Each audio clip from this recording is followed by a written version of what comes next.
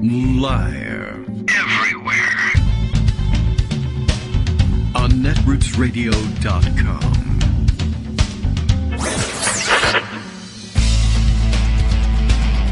David Waldman. Kagro. In the morning. Now, here's David Waldman. All right. Hey, good morning, everybody. How you doing? It is Friday. Hooray. Hooray. I sound really excited, don't I? Hooray, it's Friday. All right. Well, okay. I'm glad it's Friday. We could use a couple of days off.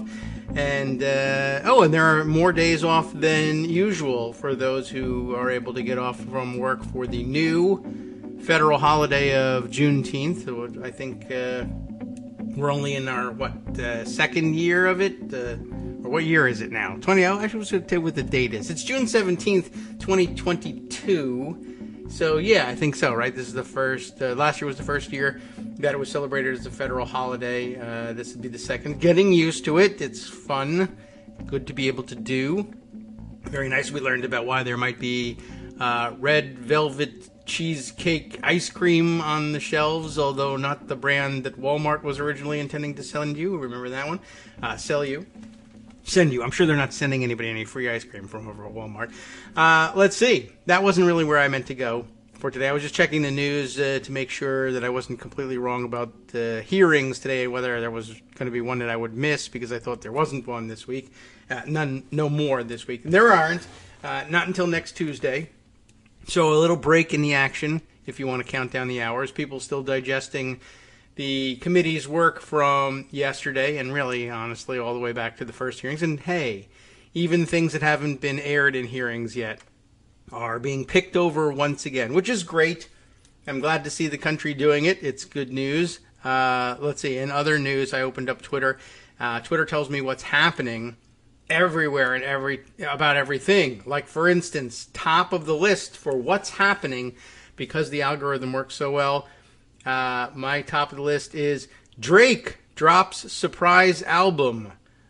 Then it says, honestly, never mind, which I gather is the title of the album and not a commentary on him. Like, Drake drops surprise album. Honestly, never mind. Like, you're not going to be interested in that. I'm not, but we wouldn't want to say that about, I don't know, about anybody, about this artist's work, and I know nothing about it. I can't comment on the quality of it, but I'm just going to check, right? Honestly, never mind. That is the title of the album, isn't it? In case you're on your way to the store now, which is not a thing anymore, when an album, that's air quotes, album, air quotes, drops, it just, I don't know what, it goes on the internet and I guess you download it. Anyway, that's news to someone, certainly. And I hope you're having a great day and continue to have a great day. But honestly, never mind is the title of it. It's not commentary on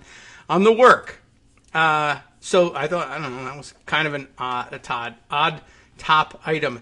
That's number one. This is another one, a promoted item, promoted by Paramount Plus that tells me hashtag Jerry and Marge is now streaming on Paramount Plus. That I have no idea what that is or who it might be. Also, what's happening doesn't tell me why. Mike Lindell, but I'm sure it's something crazy. That we might have to end up talking about. And then Real America. That's good news, too. They've discovered the Real America, so that's great. We should check out what that's about. Oh, it looks like it's about what Jim Jordan says Real America is, which I guess means, I don't know, selling peep show tickets to your wrestling team in the locker room, I guess. That must be what Real America is about. So now you have some idea of what the computer algorithm says about what is important to us.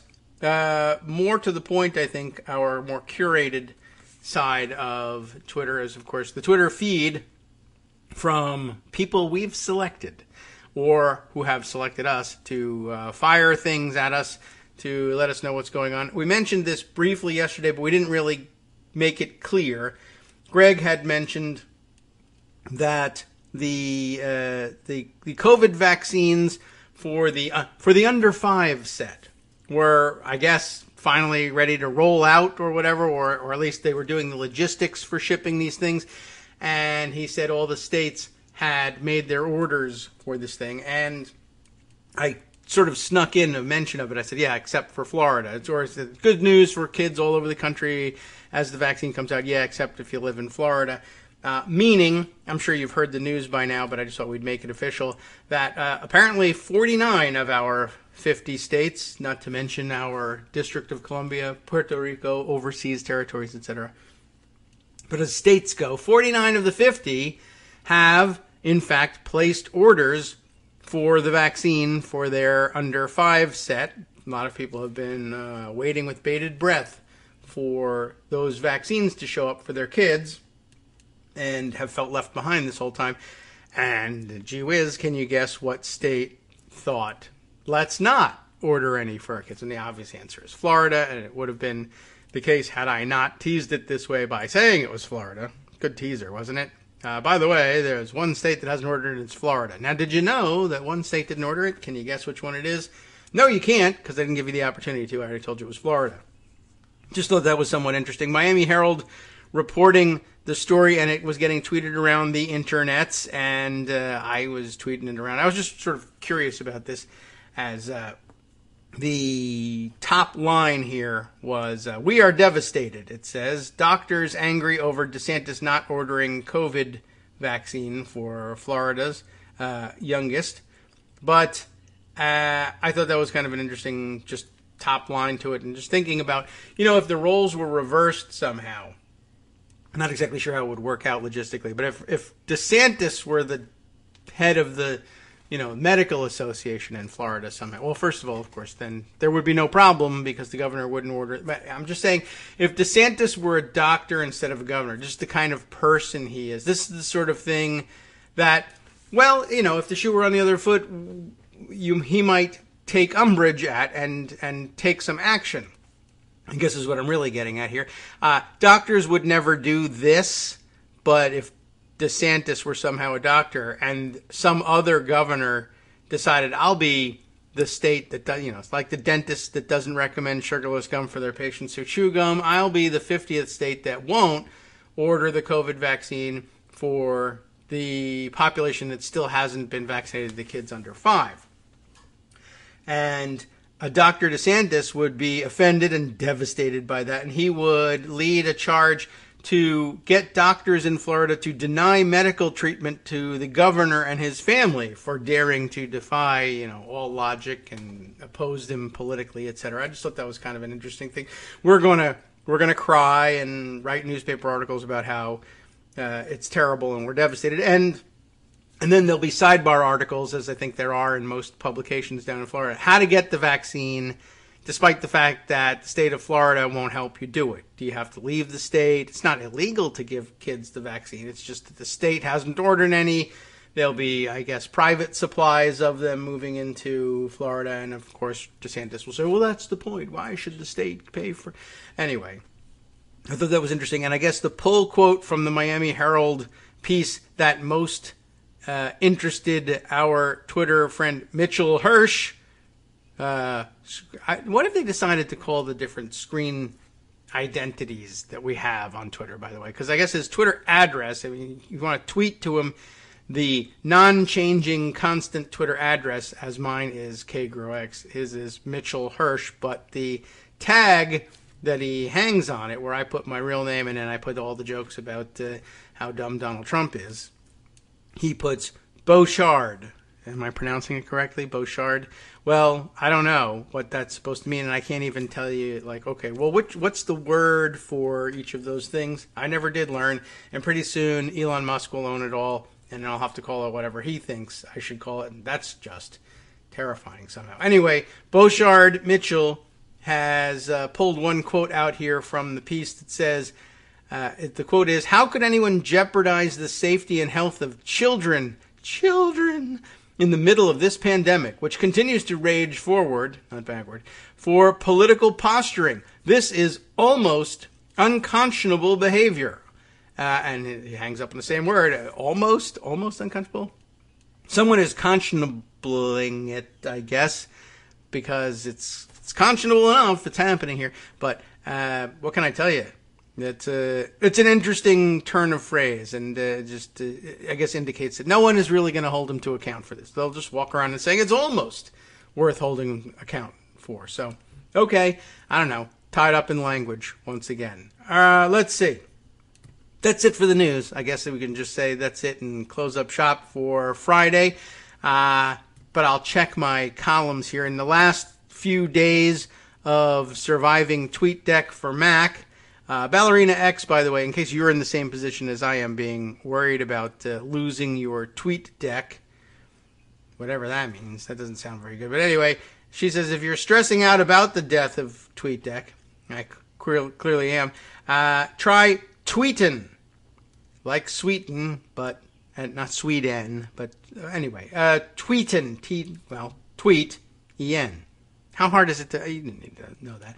I've been using it for a couple of weeks, says Ballerina X, or a couple of weeks now, and except for an extra click to copy and paste, I've really found it a seamless replacement, so a glowing endorsement there. I'll have to try that out. I've tried a couple other things along the way, and I don't know.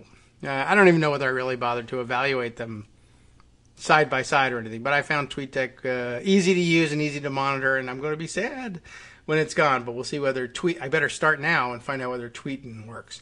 At any rate, all of this garbage you've heard so far, it's the Kagro in the Morning radio show, which is live now. I'll tell you 12 minutes into it, thanks to Bill's tweet from Portland, Maine. That's where the tweet's from. I don't know where Bill came from originally. Yeah, well, we do, don't we? It was in Ohio? Okay, well, at any rate, the Kagro in the Morning radio show is live now, and this is just speculation. If we were to launch the Trump family into the sun, I have been thinking about that, how would we do it? And would Elon Musk, get the no-bid contract? You know, he probably would. And as a matter of fact, as almost as if by magic, or as if my computer were listening to me, Elon Musk's face has popped up on my TweetDeck, which is good news because they're getting rid of TweetDeck fairly soon. Just The Hill writing something about him and and I don't know. He's crypto investor sues Elon Musk for $258 billion. That sounds good. Over Dogecoin pyramid scheme. How do you like that? I don't. And I don't care. But okay. Good luck to you. I hope you win. And for that endorsement, I expect one of the $258 billion you clear in this lawsuit. Good luck. Where else are we going to go here? Well, let's head to the Pocket and share the various things that I had put aside from you. Let's see. Some digestion of yesterday's committee hearing action. And there's lots of it. And we better run it down, quite honestly. And should we do it in reverse order? I guess so, because that's the way it presents itself in Pocket. What's this? Ari Melber. Ah, yes, right. I put aside his tweet because I think he perfectly encapsulated probably one of the more interesting moments of yesterday's hearing. I was really surprised by this one. How shall I present this? I mean, I could just read this or I could read my own presentation of it, but among the bits and pieces of the testimony yesterday, lots of discussion of what it was like to be conversing about the elections and the elections cases and the arguments with John Eastman in those uncertain times. And Eastman really goes through a wild transformation. Apparently, for one thing, at some point very near to the 6th, January 6th, I think somewhere around by January 4th, ahead of time, January 4th, it's reported that Eastman at some point in the Oval Office in front of the president, under pressure, questioning, confrontation from others, admits, yeah, this whole thing is probably pretty illegal, actually, if you think about it. And then Melber's attention fixes on, and I missed this part of the hearing, like when they revealed that this was the case and who said it and who said they heard it. But the line from Eastman at some point as he delivers, "I've decided I should be on the pardon list."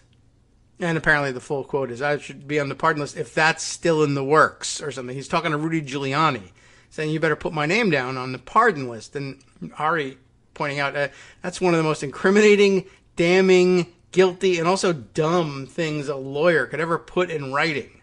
Literally. Like that, well, I'd have to agree with that assessment. It reminded me, though, that the other day, since there was more information yesterday also about Barry Elliott Loudermilk and his crazy non-tour of the basements of the House office buildings. Whose tweet is this? Andy Ostroy. Who is Andy Ostroy? Andy Ostroy, who is a blue check mark and follower. How will we identify him? Besides the fact that he's a proud Democrat, which is terrific, and a patriot and a writer, that all great things, but help me out. Filmmaker and producer. There you go. Also a nonprofit founder supporting women filmmakers. How do you like that? Plus a couple of other interesting hobbies that he throws in there as well. So he found it interesting enough to comment on the Loudermilk progression, describing it thus. There were no tours. That was his original position. You remember that? And okay, well, there were tours. I led them. No one went into the Capitol building. Okay, they were in the Capitol building. No one on the tours were connected to the January 6th riot. Okay, people on the tour took part in the January 6th riot. Like, what is this guy hiding? And I think we know now. And I thought that was a great illustration of the Loudermilk position's progression through time. And similarly, we now have a new one for Eastman, which apparently runs along the lines of the Constitution says Pence can do this. Okay, well, it doesn't say he can't do this. Well, we can do it if state legislatures authorize alternate electors.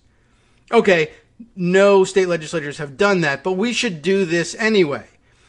Actually, if we brought this to the courts, we would lose at the Supreme Court 9-0. And then finally, I've decided I should be on the pardon list. Like, wow, that is a place to end up after the Constitution clearly says this is absolutely within Pence's power. But in case I'm wrong about that, I need to be pardoned by the President of the United States. And by the way, he didn't get the pardon. So I thought that was pretty amazing. And if you're ever in position, you know, and we hope you get in a position where at least if you should need a pardon, I mean, we hope you never get to that point where you would need the pardon, but if you're ever going to be in that situation, I hope that you have access to somebody that you can seriously say, by the way, if you're still making a pardon list, you should put me on it and have some hope of it happening. But then the guy told Rudy Giuliani, who was probably drunk off his ass, and it wouldn't have mattered anyway. Suppose he had put John Eastman's name 10 times on the list for pardons. Trump doesn't, you know, Trump was looking for like the names of his favorite porn stars or people he did crimes with or people whose name was Trump or whatever to pardon and not, you know, what was the name of that guy that was in our office and he was screaming about something? The vice president, Mike Pence, you know, he has no idea who was working for him. So anyway, he ends up with no pardon, and not only no pardon, but an email saying, you know what I really need? I need a pardon. I'm in trouble. I've done a very, very bad thing. I thought that was a rather astounding progression, to be sure. All right, let's see. So that was, I guess that was the last thing on the subject parked in Twitter. This is as good a place as any to start. That's not about January 6th. Oh, yes, right. Andrea Mitchell tweeting yesterday. I thought this was interesting. Prior to yesterday's hearing beginning, you know, a typical Andrea Mitchell type journalistic approach to what was going on. They're setting things up. And I don't know whether she knew that there was going to be as clear an answer to me as came out in the hearings, or maybe she did in fact know that and was just setting the hearings up for knocking this down. But you know, I have my doubts. Anyway, she kind of started her day yesterday, just before the beginning of the hearing, saying on Eastman's intent, Remember, that was going to be a big focus yesterday.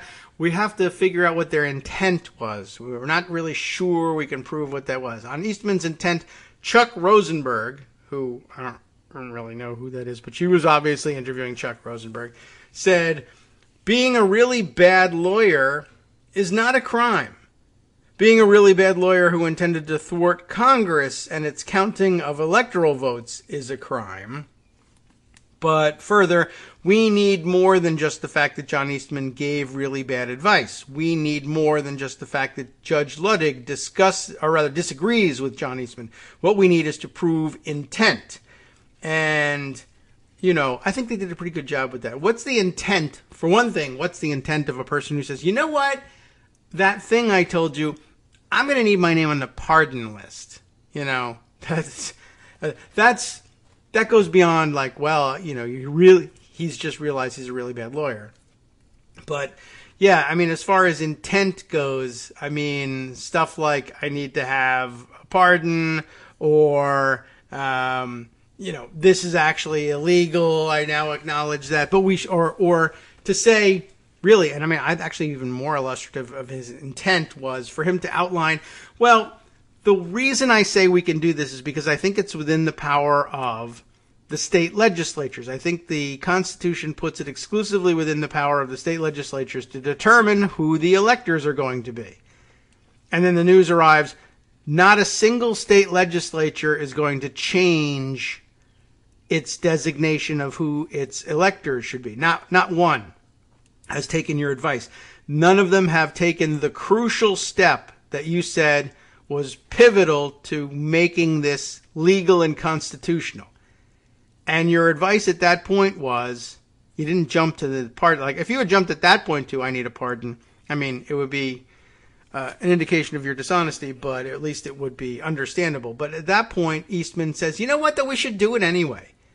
We should. And maybe we could use the fake certificates to do it, or we should I changed my mind. The theory now is not that Pence should use his discretion, which he doesn't have, to recognize the validity of state legislature sanctioned changes in the slates or alternative slates, but rather that you should use your discretion to recognize fake ones that didn't come from state legislatures, and maybe even not even bother with that, and just instead say, you know what, I heard there was confusion, and so therefore we're not going to count the electoral votes. Let's do it that way.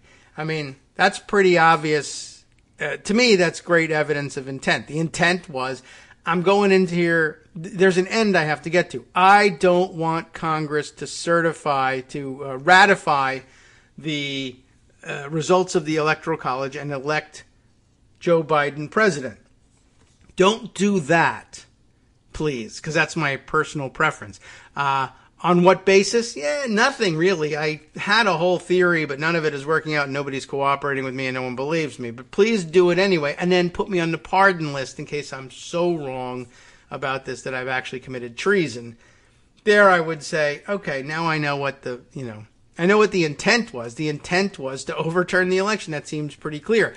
He gave went through the whole rigmarole of justifying why it would work legally and constitutionally. Very shaky, to be sure, but he gave one. And then when they said, well, that didn't work out and you're out of time, what do you want to do next? I guess we lost, right? No, we won because I'm going to instruct Pence to just do it anyway. So your intent was always to just do it. And with or without legal justification. To me, all right, maybe some people wouldn't think that's open and shut, but it's certainly strong evidence that tells you a little something about the fact that Eastman was clearly outcome-oriented, and it didn't matter what the law said or what he thought the law meant or anything like that. You take away all of it, and it just doesn't matter. Anyway, I don't know. I thought that was kind of interesting. On the other hand, I do have a weird soft spot, a little bit. Not soft, really. I still think we should be punishing Eastman just because he took it as far as he did. I never asked for a pardon, but I draw the parallel to there. I've come up with certainly some crazy game plans for things that are of questionable constitutionality, I'm sure.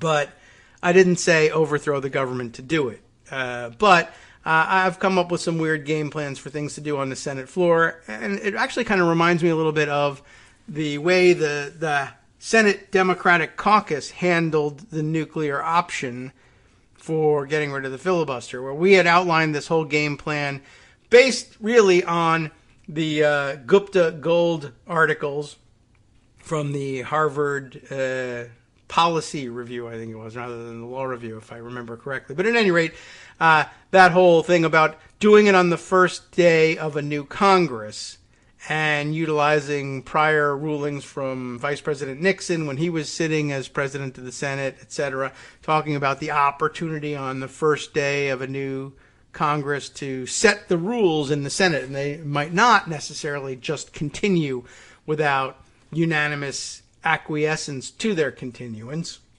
and that you might be able to use that to get around Rule 22's requirement that there be 67 votes to end a filibuster on a proposed rules change, etc. So you remember how complicated that got? Well, at any rate, there was a whole system worked out where we were going to do this on the first day of a new Congress, and there was lots of logic and justification saying, that's the way you should do it. You should set the rules right at the beginning, rather than changing them midstream, which just doesn't seem really all that fair and straightforward. And then, of course, Harry Reid finally came around to the idea that they ought to change the filibuster rules right in the middle of the session. He did it in November, I think. And, that's not the beginning of a new Congress. But we were kind of happy to see it anyway. And then the whole first day of a new Congress thing just fell away in much the same way that John Eastman did it. Right? We need to have the state legislatures do this. Remember, this is the independent legislature theory. I wonder how much damage he did to that, by the way. I know Joan was worried about that coming before the Supreme Court. It'd be interesting in oral arguments to say, you know what, Johnny Eastman didn't even care about the independent legislature theory, so throw it out. Hi, it's me, David Waldman, the same guy who was just talking to you a second ago. Our Patreon subscription drive is still going strong, with over 175 monthly donors who help keep us on the air. If we've helped keep you going during the pandemic, why not return the favor and help us keep going so we can all be together for the next disaster? Patreon.com, Patreon.com, makes it easy to make secure, recurring monthly contributions to support our show. Patreon.com/KagroX gets you straight to our donation page. Maybe you'd like to thank us for keeping you sane during the Trump era. Maybe you're looking forward to in-depth explanations of what's going on in the Biden administration. Whatever it is that keeps you listening, we need your help to keep bringing it to you. And hey, if you happen to prefer using PayPal or even the Square Cash app, we're up and running with those options too. Thanks again, everyone, for all your support. We literally could not do this without you.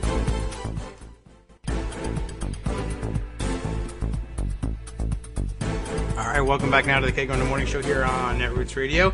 All right, I think we're done with the theorizing for now. I'm sure we'll get back into theorizing about something else, but that would be really interesting. But it did remind me a little bit about the fight over the filibuster, and it wasn't my idea, though. The sudden abandonment of the first day of a new Congress theory of change was kind of interesting, but ultimately it really was true. And actually, the theory underlying it was that it really didn't matter that much what day you did it, so long as you got a majority of the Senate to endorse the new precedent. That was really all you needed. Although, I thought it was nice logical underpinning to say, this is what we think the rule should be, and we've always thought this is what the rule should be, or at least these members have come to the realization that should be the rule, and we're going to set it out at the beginning and set the ground rules for how this Congress is going to work in the Senate. I like that approach better. But then that's like, I guess, asking for I analogize here, first day of a new Congress to having state legislatures send forward new slates of electors. And then when they don't show up, they say, ultimately the Senate and House, I guess, can do whatever it is they muster a majority for. And I guess that's true, too. quite honestly, at some level, and this is the beauty of con law, as they say, constitutional law, con law if you're in law school, or if you just think it's a joke because you think it's a big con, something like that. But anyway, Greg has asked that question. What is con law? That doesn't sound right. But ultimately, at some point, I guess Congress has that ability certainly to try it anyway, to say, we object. I mean, this is where, and I guess part of the reason for it, where Armando objects to the constitutionality of the Electoral Count Act, is in the objection procedure. But we're going to need that objection procedure. We could talk about that too. But Congress could say, I object on no basis whatsoever, really, to all of the Electoral College votes, for that matter. I don't even think the Electoral College exists. I just declare it not to be so. Now, that's crazy, but if I can, if I'm a member of the House, I can get my objection signed by a senator so that one member of both houses is willing to put their name to this crazy theory, then we can make that objection and cause the joint session doing the counting to split up into the House and the Senate. The two bodies recede, and then they debate for, according to the Electoral Count Act, 2 hours, and each one makes a decision, comes back, tells the other one what they decided. And if you can persuade a majority of the House and a majority of the Senate, and that's a tall order, but if you can persuade them that, yeah, none of these electoral votes count, or they're all for Bozo the Clown, not Donald Trump, which is a close call, whatever it is you want to do, like, on what basis does anybody intervene if a majority of both houses of Congress decide and then come together in joint session to say that, no, these certificates say something different than they say, or I think they're all invalid, or whatever it is? There isn't. I mean, a majority of each of the houses has spoken, so there's really no appeal from that inside the Congress. There was no one else to ask. I guess the only, the Constitution would suggest that the only remedy at that point would be to take it to court, at which point it would be possible, if not, normally I would say it would be very likely that the Supreme Court would duck the issue under the political question doctrine and say, not for us to decide. It's for the elected branches to decide. They have decided, and we're not going to interfere. But I mean, on such a fundamental question, especially if a really seriously weird outcome was in the offing, the court might say, ordinarily we would duck this, but this is really the last resort, and we have to either restore order or ultimately abandon everything and say we're with let's say the Republicans controlled Congress and did all this stuff, and the Republican majority on the Supreme Court wants to see it through. We rule that it's awesome that they did that. I mean, they wouldn't have to, they could, and in that case they probably would duck it on the political question doctrine and just say, let the Republican decision of the Congress stand. I guess one of the things that you'd have to look out for is if a Democratic Congress did this with this Supreme Court, the Supreme Court would say, no, we're abandoning the political questions doctrine. We're going to take this case. It's just too important. Something like that. But nothing prevents the Congress, I guess, from just coming up with a different answer. Sure, people would point to, well, that's not how it works. The Constitution says, the Electoral College members cast their vote and we just count them. Yes, but we've voted to say that's not what we're doing. And we have, Congress has spoken as a body and says, someone else won, or there is no president, or Congress is the president, or we're making the Speaker of the House the president, anything like that. I mean, it's dumb, it's weird, it's outside of the design, but one of the problems is, who do you ask to straighten this thing out? So ultimately, I guess there doesn't really have to be any rule, and ultimately it doesn't have to be at the beginning of a new Congress either. Whatever the majority of a Congress, or at least the body tasked with deciding on whether, if it's a question of the rules of the Senate, obviously it's the Senate. If it's a question of counting the electoral votes, then the body's, together in joint session. But if they decide it, they decide it, even if it's dumb and inexplicable, which is kind of what Eastman was counting on. Although Eastman does have that weird and interesting twist, up to this point, he says, up to January 4th, as a matter of fact, he says what has to happen is the independent legislature theory says the legislatures can change their mind even after the election has been held. That's a dumb way of looking at it, but if the legislature sends such a document, what are you going to do with it? You can't say they didn't decide that, and you can't say that they didn't have the power to at least attempt to make that decision. But at least there you have the federal system, and you could say, by federal law, our interpretation of the federal Constitution and the Federal Electoral Count Act, there's a safe harbor. They missed it, and the court could conceivably say, we're just not going to validate this action of the state legislature. But if the federal legislature does it, and the court wants to duck it, the court could theoretically duck the issue on a state doing that too, saying that too is a political question doctrine, but it's not. They don't typically recognize state legislatures as co-equal with the federal Supreme Court. Well, it's certainly inconvenient to do so anyway. But I just thought it was weird that Eastman pins everything on this theory, and then it doesn't. Okay, fine. For the sake of argument, let's say your theory is worth something, and then no state will do this. That doesn't invalidate your theory, but it does invalidate your attempt under this theory to say that the electoral vote count ought to change. And he just says, let's just change it anyway. We'll just write down different numbers is essentially what he's saying at that point. I know it's 1 + 1 is 2. Everybody knows that. But 2 isn't enough electoral votes to win here. So why don't you write down 1 + 1 = 270?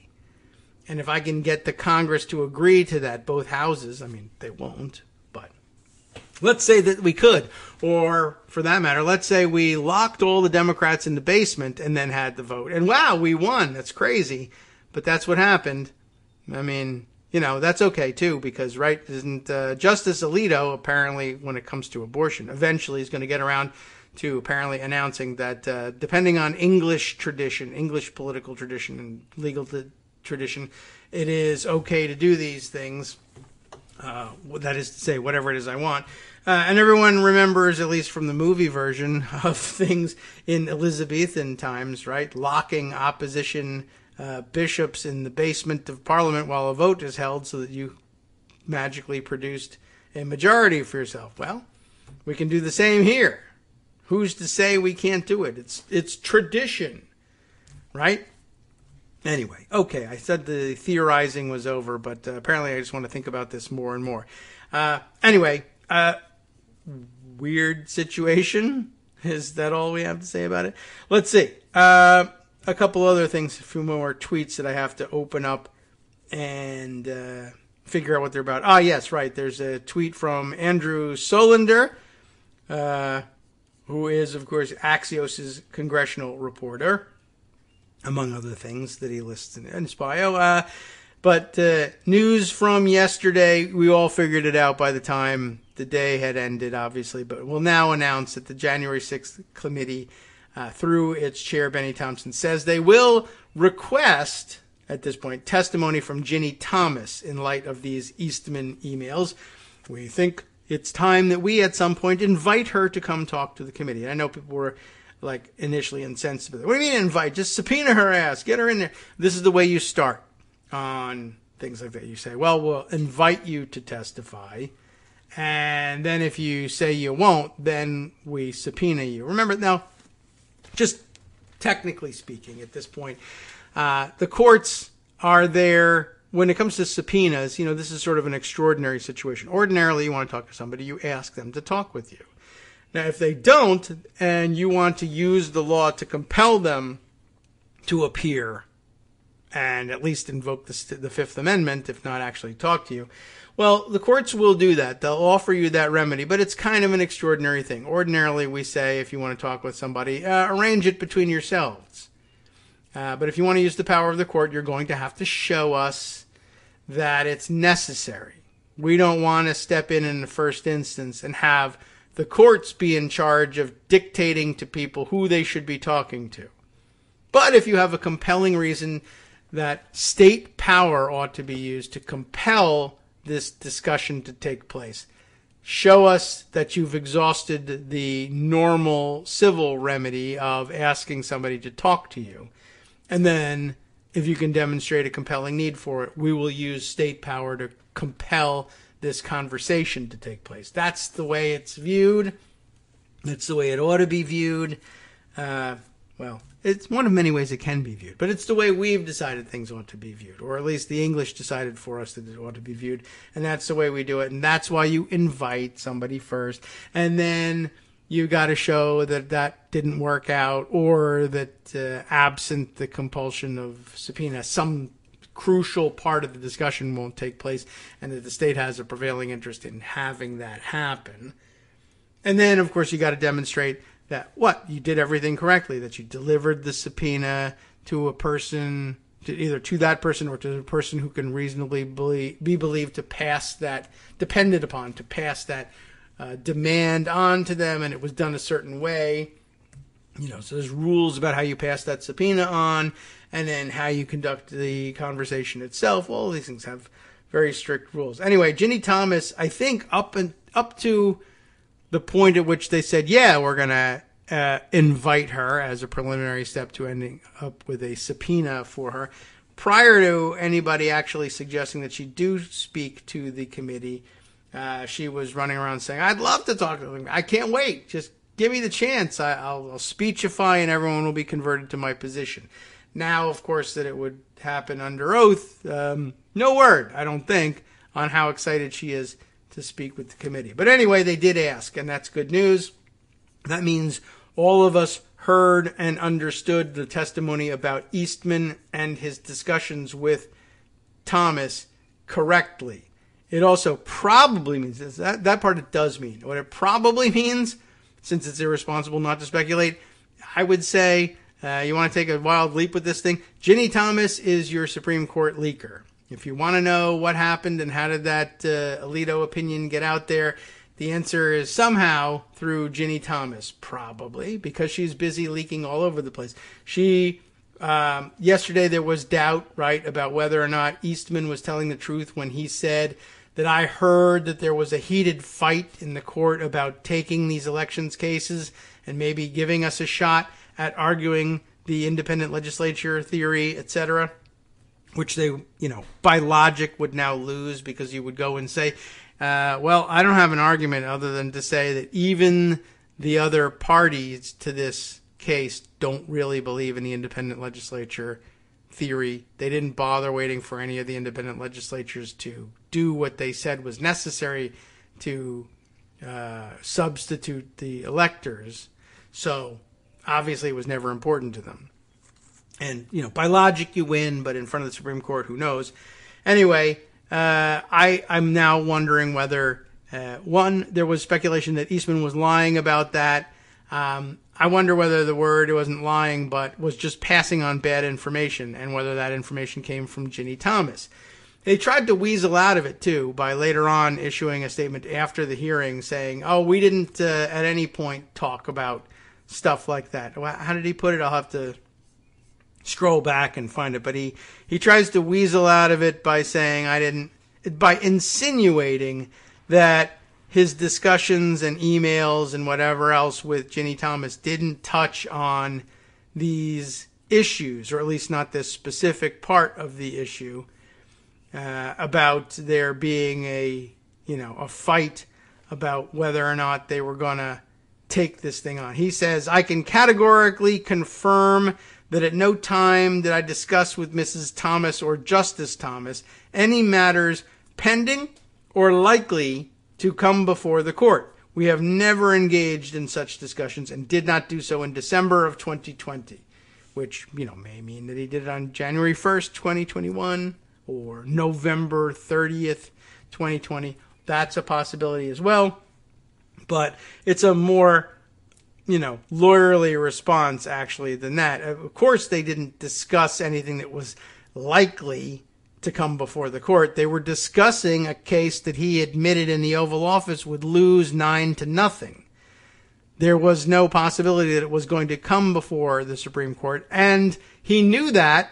Certainly when he made this statement, he knew that, but he probably knew that at the time, because if he wasn't lying but was just passing on bad information, or maybe even good information for that matter, because let's say, how does this set up? If Ginny Thomas is talking to him, or Clarence Thomas is talking to him somewhere and says, yeah, there's a heated fight about bringing it up. The heat is me saying we should take the case and everybody else saying no, we shouldn't. So what does that mean? 1, yes, there was a heated debate. 2, yes, I did tell you about that heated debate. 3, John Eastman would be right to say that I have information that there was a heated debate. It's just that the question of whether the heat was going to lead to them taking the case or not was misunderstood or misrepresented. But also at the same time, you can now say that thing which we definitely discussed, but which my statement is designed to make you think I'm denying we discussed, that thing that we discussed was never likely to come before the Supreme Court, because for all the heated fight, there was nowhere near enough votes to take this case. Therefore, it's not likely to come before the court. Therefore, the fact that we discussed it is not a problem, despite the fact that my denial says that at no time did we discuss any matters pending or likely to come before the court. I was trying desperately to get it before the court. I was looking for Thomas's help to get it in front of the court. Thomas was desperately trying to bring it in front of the court and may or may not have convinced even one other justice that it was going to happen or should happen. But that's a great way out, just legally speaking. Well, there was a heated fight, but I lost. How badly did you lose? 8-1. Oh, so then it's pretty unlikely that this would come before the court? Yes. So then if I'm asked later, have I ever discussed with you items that are likely to come before the court, I would not be lying per se to say no. That is a good point, John. Perhaps that's what you should tell people. And then that is what he told people. So I find that kind of interesting and might explain what was going on. But remember, yesterday morning, the whole scandal yesterday was that Eastman was lying when he said he had inside information about this heated fight and getting his theory in front of the court. And you know, like I said, it was heated because it stood no chance in hell. And Thomas, I guess, if he's the one who was proposing this, was mad that everybody thought he was a loser and a lunatic. That's one source of heat. The source of heat that we were all thinking of was, oh, there could be a pitched battle between principled stances that evenly divided the court, or nearly evenly divided the court, since it only takes, 4 votes to get the case on the docket or something. But that's what we usually understand to be the case of a heated debate. Is it a heated debate if 8 people are like, ugh, Clarence, that's the dumbest, forget it, just drop it. You know, we'll just consider it, we'll pretend we didn't hear that. And he walks around mad and says, you guys are a bunch of jerks, I hate your guts. That's heated. It's not substantive, it's not informative, but it's heated. So technically we all get off the hook for lying here. I thought that was a possibility. It's just something to think about during the weekend if you have a heated debate with somebody somewhere about that. Let's see. Other fun things related to that. Just how about a reaction, an opinion piece from James Homan. We'll wind up the first hour with some coherent thought where somebody sat down and wrote it out and made sure it made sense before they said it, as opposed to the way I do it. By the way, a huge soft spot, another one, for me yesterday in Judge Luddig's testimony. I know he was driving everybody crazy, apparently, with his delivery, the way he spoke, very slow and very deliberate. And it sounded like he couldn't tell quite whether he was, weighing each word so heavily because he's a judge and he was being judicious in his words. Or other people said that at some point he may, I don't know whether it was somebody who was claiming that he had a stroke or some neurological disorder at some point that either caused or contributed to that the speech pattern so many people found excruciating or annoying. It sort of felt to me like the way I feel on the radio sometimes, where there's long pauses where I'm looking for the words that won't offend anybody, but also get the point across, but also indicate that I've given some, so I felt I understood where that was coming from. I don't think I'm that pronounced in it, but I felt like I understood. Anyway, doesn't matter. James Hohmann writing about something completely different. The label of Team Normal that they were hanging on, or I guess affixing to themselves among people who were Republicans and nominally working in service of the Trump administration, but who weren't never Trumpers per se, because that would put them on the outside, but who were saying no to the plans. Team Normal was what they were, I guess, calling themselves. But James Hohmann says Team Normal, or at least the headline writer says Team Normal, better to call them Team Silent, and that's true. It's illustrated with a picture of B.J. or Byung Pak, the former U.S. attorney, testified in one of the last hearings on June 13th during the second hearing. Byung J. Pak thought he was doing the right thing when he chose to resign quietly as U.S. Attorney for the Northern District of Georgia in January 2021, instead of publicizing that his office found no evidence to substantiate President Donald Trump's claims of election fraud in Atlanta. Pak's boss at the Justice Department, Richard Donahue, said he'd understand if Pak had a news conference to blow the whistle after being forced to step down for what Trump viewed as insufficient loyalty, but suggested a low-key departure would be best. Pak bit his tongue. "You're a class act," Donahue said in a thank you note on January 4th, 2021. Silence, of course, is exactly what Trump and company wanted from Pak. 2 days later, the Stop the Steal mob stormed the Capitol under the spell of what Pak and so many other officials in Trump's administration and campaign knew to be lies, but declined to denounce publicly. Both Pak and Donahue can be considered members of what Trump campaign manager Bill Stepien, I don't remember anymore, described during his deposition before the Select House Committee investigating January 6th as the thin streak of Team Normal around Trump. But we could just as fairly describe them as Team Silent. These gentlemen, including former Attorney General William Barr, deserve a modicum of credit for not joining the plot to overturn the 2020 election results and for cooperating now with Congress, but they erred mostly by staying quiet when democracy itself was in its gravest hour of danger. They bear some degree of culpability for standing on the sidelines as the big lie metastasized into a cancer that continues to infect our politics. Pretty much. As Pak slipped away, it fell to other Georgia Republicans to defend the integrity of the state's elections, including Secretary of State Brad Raffensperger and Governor Brian Kemp. Both won GOP primaries for re-election last month. That just inspires the comment along the way of, yeah, it was somebody's job to stand up and say, this is wrong. And big hero B.J. Pak says, get yourself another hero. It's not going to be me. And leaves the question of denouncing the task of denouncing the illegality and unconstitutionality of this plot to the elected folks in Georgia. Which is, I guess he could say, I'm just emulating the Supreme Court's political question doctrine. We'll leave it to the electeds to do this. But you're the U.S. attorney, and you should speak to what the law is, I think. It's not quite analogous to say that you get the escape of the political question doctrine. You're not the court. You're part of the executive branch. You are part of the elected branches, technically speaking. Anyway, and to leave it to those two, who knows how that would have come out? And I don't even know what to think of Pak, given that he was serving in a Republican administration for this job. Like, maybe that's where his sympathies lay after all. And he said, all of this is wrong, and I'm not going to put my name to endorsing it, that's for sure.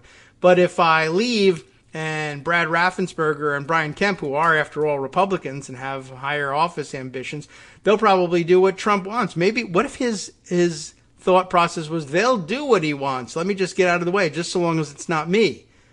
I don't know, maybe his testimony was, I was pretty sure they would do the right thing, and so I left it to them, and I thought it was wise to do. I figured it was in good hands, but I don't know that Raffensperger is good hands, or Kemp certainly not. Yes, they ended up setting themselves on the other side of this thing because Trump is just that much crazier than all of them. But Kemp is pretty much guilty of the same ambition and style in terms of grasping power by manipulating the levers once he gets his hands on them. Pak, a former Republican state legislator in Georgia, that's not going to be great background, but he would know Kemp and know Raffensperger, and who knows what he thought they would do, said one reason he chose not to make a fuss was because he did not want to create drama that would affect the outcome of the 2 U.S. Senate runoffs in January 5th. So he would have left, by the way, the Senate in Republican hands, and therefore possibly in position to ratify the objections on January 6th had Republicans maintained a majority there. Well, anyway, he added that Donahue, who was acting Deputy Attorney General, that's right. Oh, I didn't use my acting thing. There it is, acting Deputy Attorney General, told him that he and a few others at the Justice Department were, quote, trying to hold the ship together. That's with a P, ship together, through the inauguration, and that it would be unhelpful to make waves. And that's almost certainly true. But, well, anyway, that's an artful reference to Jeffrey Clark, the Assistant Attorney General for the Environment and Natural Resources Division, who wanted Trump to put him in charge of the Justice Department. Still one of the wildest things going. And this Clark offered to intervene in a Trump campaign civil suit and urged the Georgia legislature to call a special session, which would have enabled the state to send an alternate slate of electors, that's the Eastman theory, to void Joe Biden's win and allow Trump to remain president. To their credit, Donahue and Acting Attorney General Jeffrey Rosen threatened to resign during an Oval Office meeting on January 3rd if Trump took that step. And, of course, that's what Pak eventually does, resign, but he does it quietly. Very interesting. We'll read the conclusion of this and then move on in our second hour.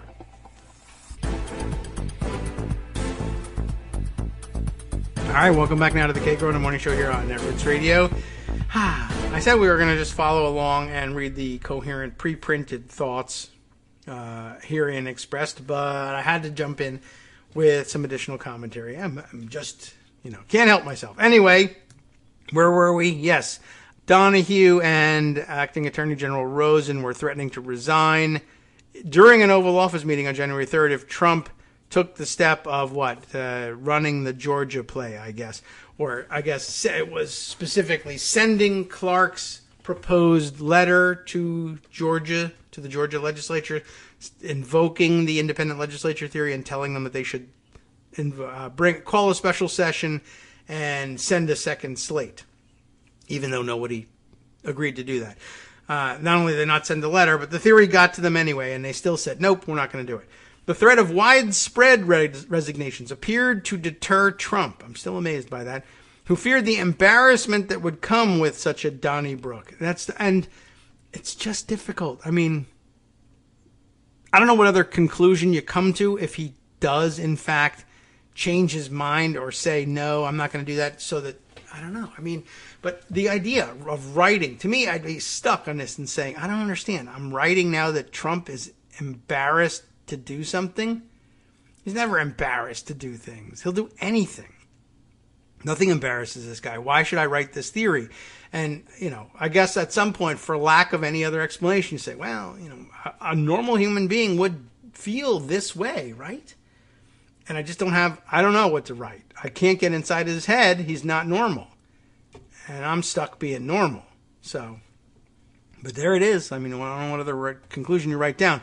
Everything, in Trump's view, was best done quietly, even the resignations by the unwilling. That helps explain why none of this became public until after Biden's inauguration.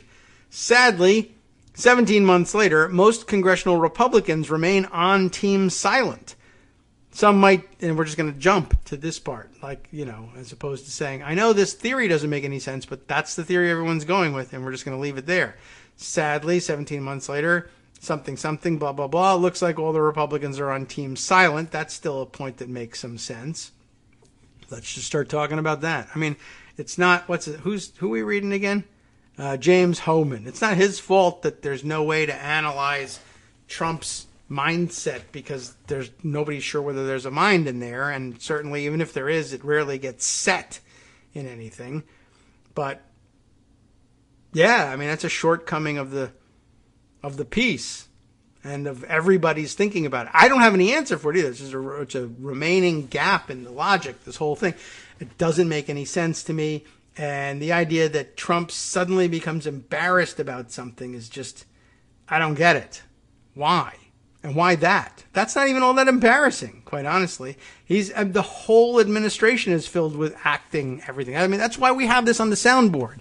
I'll play it again. Acting! Right. And by the way, what do we think about the fact that I use this all the time? Acting! Brilliant! Thank you! Thank you! Thank you. It is brilliant. And I mean, but it's actually, we have to say, now I think my brilliant observation is the whole administration, top to bottom, is filled with acting people, including people who there were serious legal questions about whether or not they were entitled to do the things that they were doing. It was a major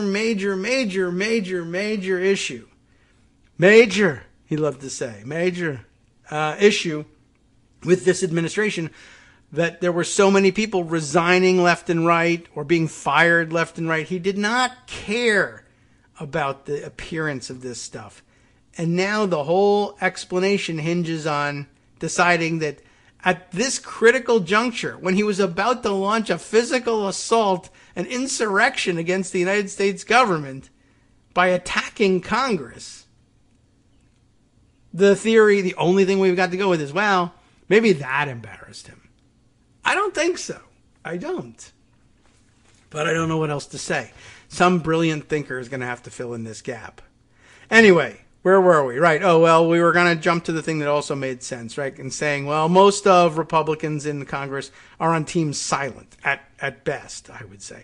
Some might disapprove of Trump's lies about the 2020 election, but most fear saying so publicly.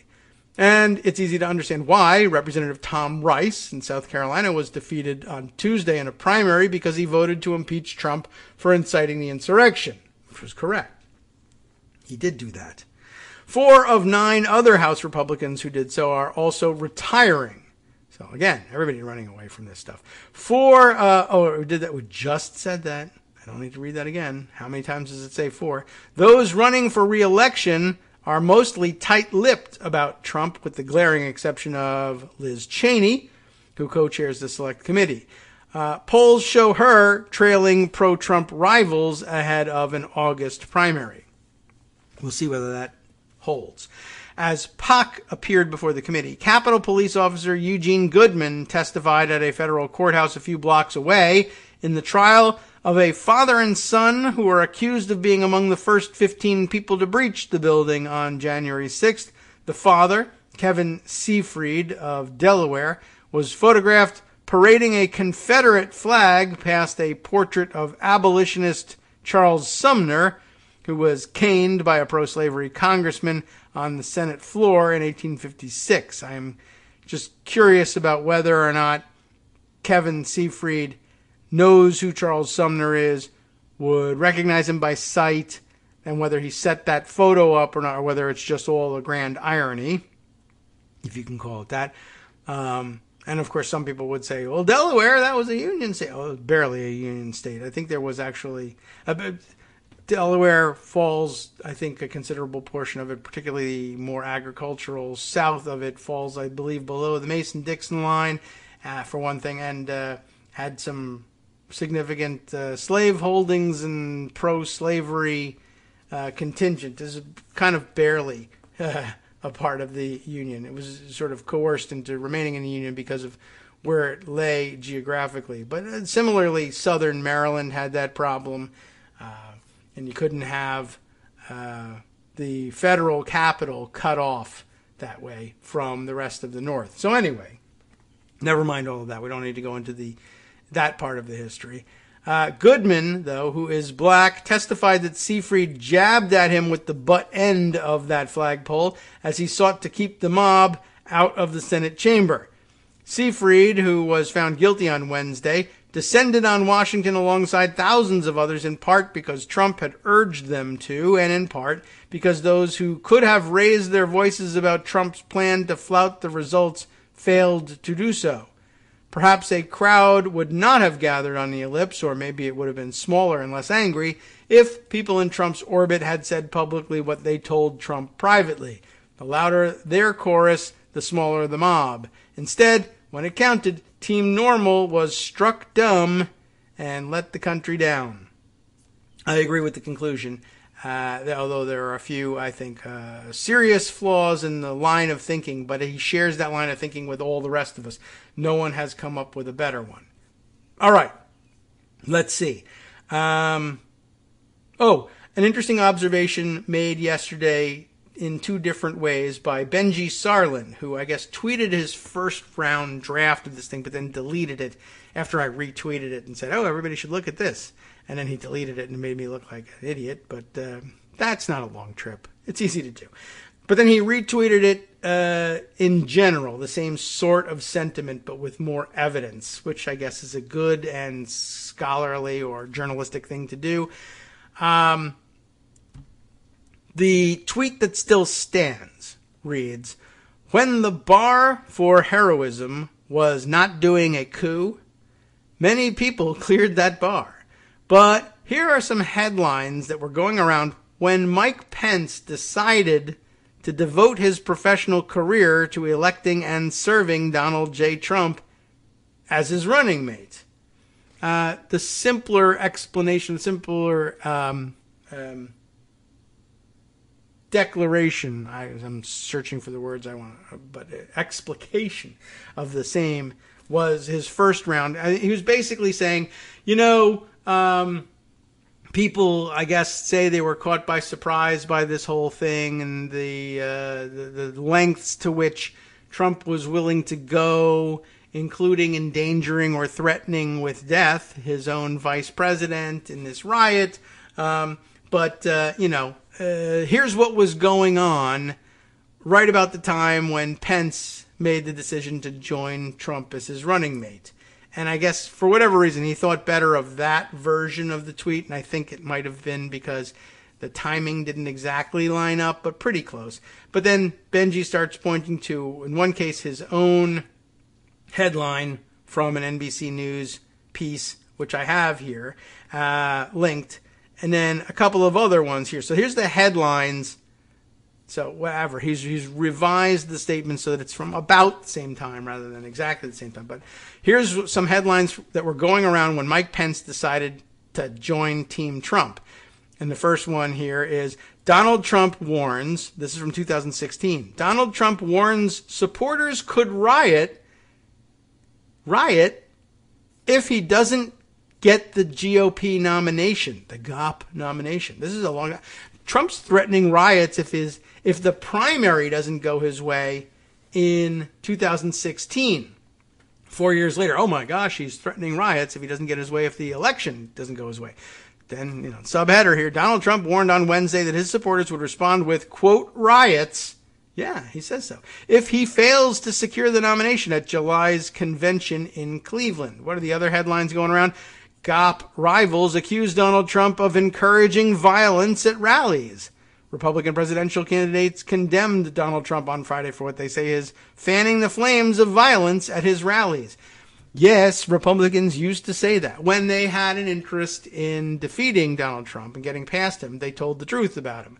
When they had an interest in staying out of his way, they decided to help him lie instead. But the Republicans, prominent Republicans who now lick his boots, knew in 2016 both that he would threaten riots if he didn't get his way, and that that his speeches at his rallies do in fact fan the flames of violence. That's what they're designed to do. And then another one is Trump hits Cruz for, quote, fraud. Recognize that? Calls for do-over in Iowa. Less than 48 hours after an Iowa caucus defeat, Donald Trump is calling for a do-over. And then 4 years later, Mike Flynn was saying, yeah, we should seize all the voting machines. And in some of these He also calls for what is also called for in some of these planning documents or demands, lists of demands from the January 6th rioters, which includes running the election over again, not recounting the results of the election we just ran, but doing it all over again, like a do-over, which isn't a thing anywhere in the federal system. They never do that. But he's saying, well, they should do that every time I lose, basically. So a long history of this stuff. But I did put away the article that accompanied the first headline, which I thought was interesting. And I wondered whether, glancing through that would be revealing in any way. This is Benji's own article for NBC News on March 16th, 2016, the one that's topped. Donald Trump warns supporters could riot if he doesn't get GOP nomination. And there's some pictures of those supporters. I don't know, for whatever reason, one of them has brought their dog, but the dog is a large, German Shepherd type dog. And I don't know what the implication is supposed to be that the dog would riot, but I don't know. Anyway, Benji writes, back in 2016, Donald Trump warned on Wednesday that his supporters would respond with riots, that's a quote, if he fails to secure the nomination at July's convention in Cleveland. I think you'd have riots, Trump told CNN on Wednesday. I think you'd have riots. I'm representing a tremendous many, many millions of people. That's what it says. That's a quote. I didn't read that wrong. I'm representing a tremendous many, many millions of people. At Trump rallies, people of all ages and creeds, even some outside the continent, have continued to make their voices heard. Far from idle chatter, Trump's words come as escalating protests from left-wing activists, heated responses from his supporters, and increasing tensions within the GOP over his candidacy are raising fears that the convention could devolve into chaos. Cleveland is reportedly working to procure 2,000 sets of riot gear equipment for its officers. And, that automatically means they're going to respond quickly and efficiently to any trouble that should arise, right? Anyway. As Trump indicated, there is a very real possibility he might lose the nomination if he wins only a plurality of delegates thanks to party rules that allow delegates to support different candidates after the initial ballot. In that context, the message to Republicans was clear on Wednesday. Nice convention you got here. Shame if something should happen to it. I think bad things would happen. I really do, Trump said. I believe that. I wouldn't lead it, but I think bad things would happen. Doing his, mob boss thing there.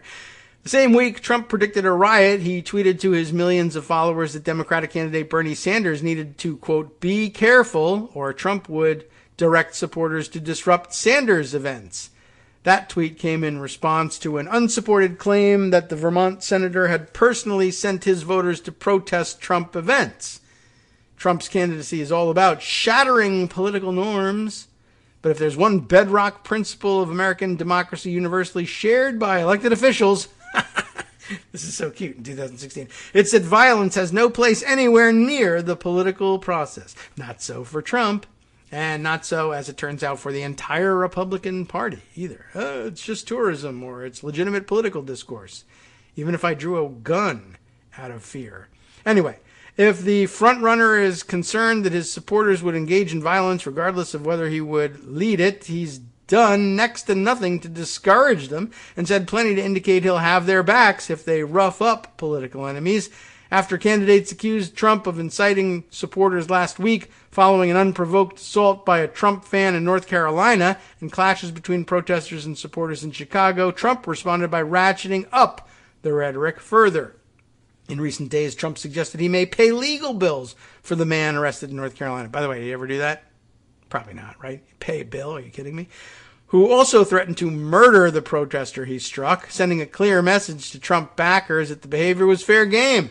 In doing so, he made good on a call for supporters to knock the crap out of protesters at a February event while promising to cover their legal costs. Does he say he made good on that?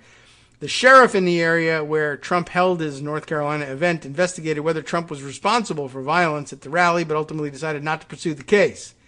He has argued that police aren't hard enough on protesters and lamented the lack of consequences for interrupting his events, even telling an audience that in old times protesters were carried out on a stretcher. We remember all of this, right? Anyway, it's almost cute, endearing to look back on the signals I don't know if we missed them, or even if Benji missed them, really. I mean, they were documented for a reason, right? They clearly knew that this was going to be important at some point. Anyway, I think that may wrap up the things specifically coming out of yesterday's hearings that I wanted to share with you. Let's see. Oh, yeah. Well, there was the New York Times piece about that heated fight. One day I'll have to read that over the weekend to see whether that comports with the theory we constructed here on the show. Other things to share.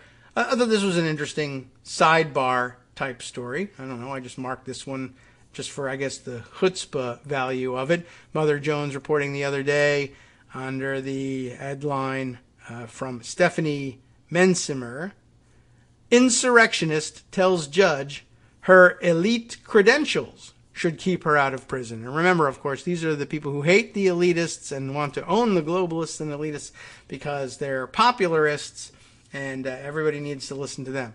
Stanford-educated lawyer and COVID misinformation spreader, Dr. Simone Gold, will be sentenced Thursday. That was yesterday. I don't know how the sentencing went, but I'd be interested to look that up.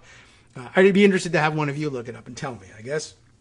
Here's the news. Oh, and there's an update. Good. Thank you to Stephanie, who knew what my question was. The update from yesterday was that Simone Gold was sentenced to 60 days in jail. I don't know how much he was facing, but I'm glad there was some jail time. When Simone Gold was making her meteoric rise, and you know I have a problem with that phrase, in the right-wing ecosphere, she never failed to mention in public appearances that she was both an emergency room doctor and a Stanford-educated lawyer. I mean, like, literally in those words. It's really funny. I never heard such a thing.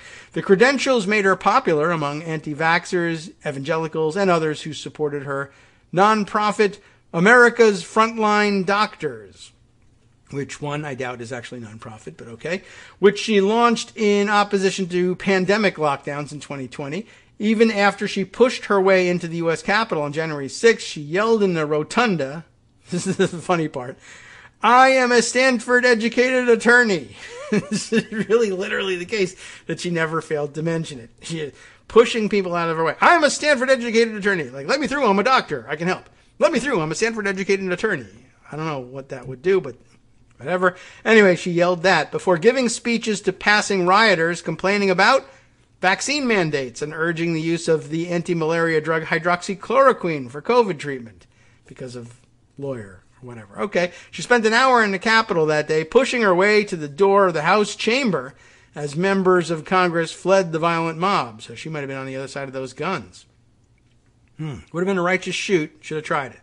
In March of this year, even as Gold pleaded guilty to a federal misdemeanor for illegally entering a restricted building during the insurrection, she demanded that the judge refer to her as doctor. I've seen that play out in the courtrooms before, like literally. People do that, and I don't know why, but, you know, they say to you, like, "Ms. Gold, I need you to sit down and be quiet until you're asked to rise for sentencing," or whatever. "Excuse me, Your Honor, it's Dr. Gold." And, you know, people are entitled to their honorifics and everything. But when I have seen that in the past, they say, you know, "I earned my doctorate," or, you know, "I'm a medical doctor, call me doctor." But what I saw was the judge saying, "Well, I earned a doctorate too. My degree is a JD, Juris Doctorate, right? Or is it just Juris Doctor in Latin? I don't know what the Latin is. But anyway, the D is the doctorate. And so the judge said, "Well, then you have to call me doctor too." And that kind of ended the situation for the time being. Anyway, and now she awaits sentencing. Not anymore. She got sentenced, arguing that her elite professional credentials should keep her out of jail. I'm not certain what the logic is there, but I'd be curious to know. The Justice Department, though, disagrees. A sentencing memo filed by the government in the U.S. District Court for the District of Columbia last week indicates that prosecutors are asking the judge to sentence Gold to 90 days in jail because of, not in spite of, her gold-plated resume. I guess the court didn't believe in that either. The court should reject any contention by Gold that her previous career as a doctor and her legal education are mitigating factors They are not.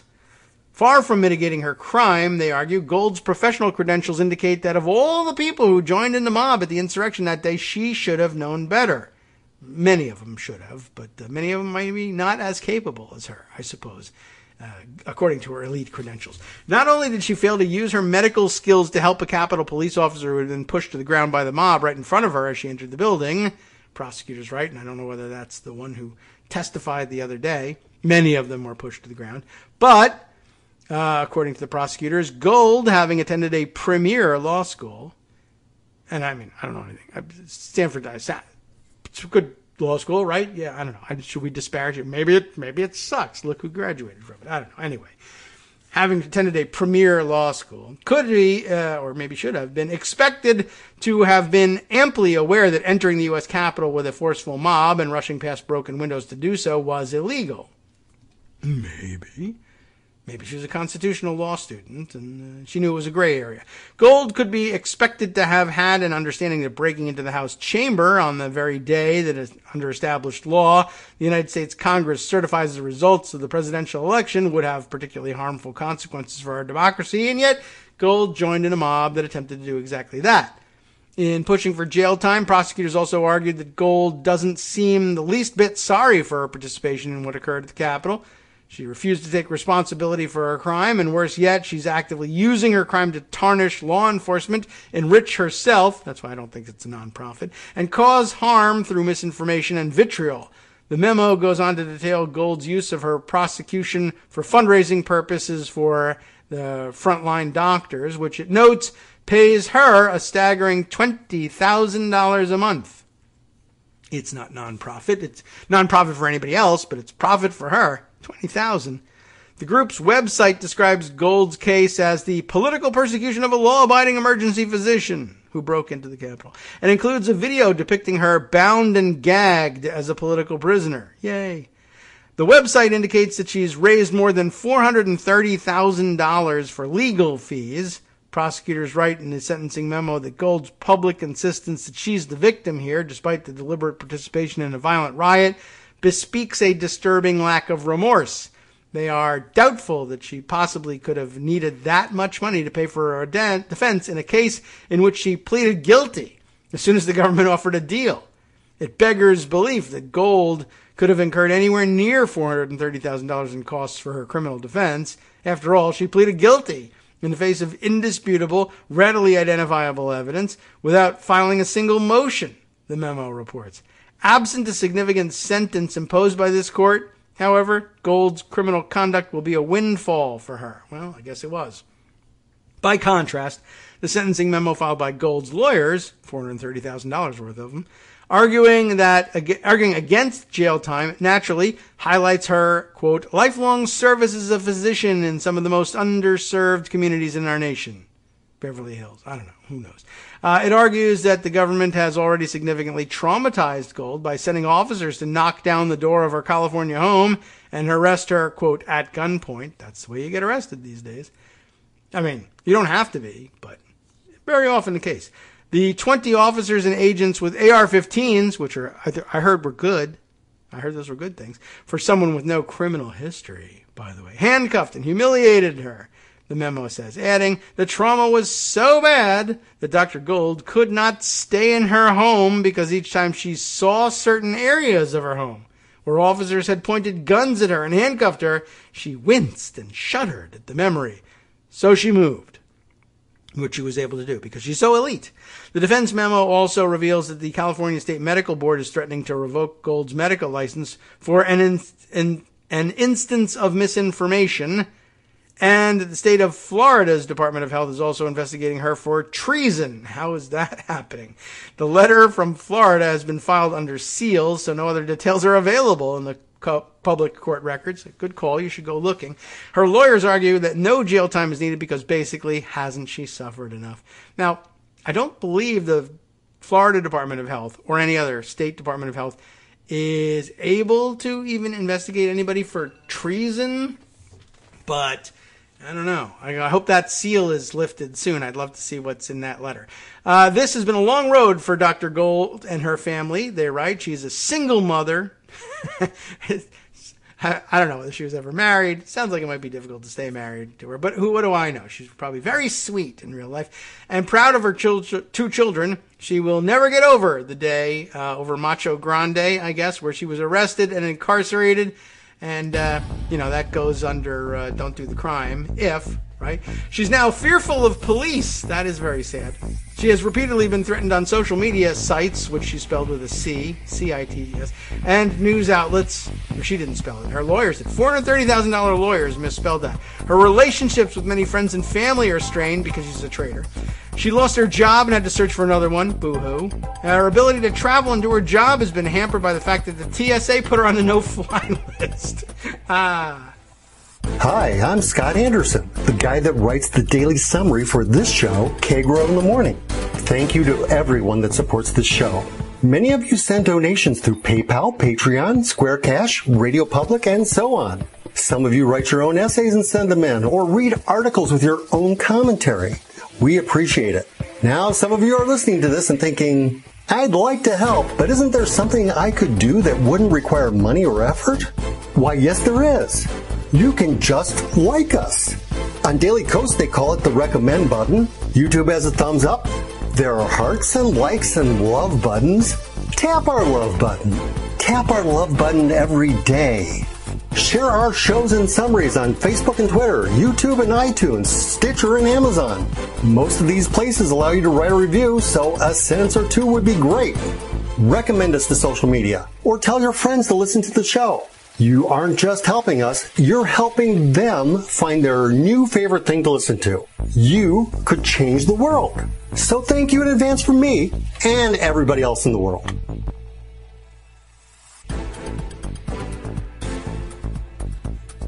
All right, welcome back now to the Kagro in the Morning Show here on Netroots Radio. I don't know, I'm entertaining myself anyway, reading through this story, which is not super important, but just a great, detail, a great grain of sand in the beach of Trump craziness. We left off saying, what? Oh, yes, right. She was angry about her ability to travel having been revoked because she's on the no-fly list. And she was put on it even before she pled guilty, which, all right. I suppose you could wait until she pled guilty. Her personal character and reputation will forever be tarnished. Well, yes, that's what you're doing here. The whole point is to do this right here, right now. And she pled guilty to that. And this is the natural consequence of it. I mean, what do you do with this, right? Her reputation has been tarnished, but this is a sentencing memo. I don't know what you can't untarnish her reputation with sentencing, but okay. Anyway, yet the lawyers write, the quality of Gold's character is obvious.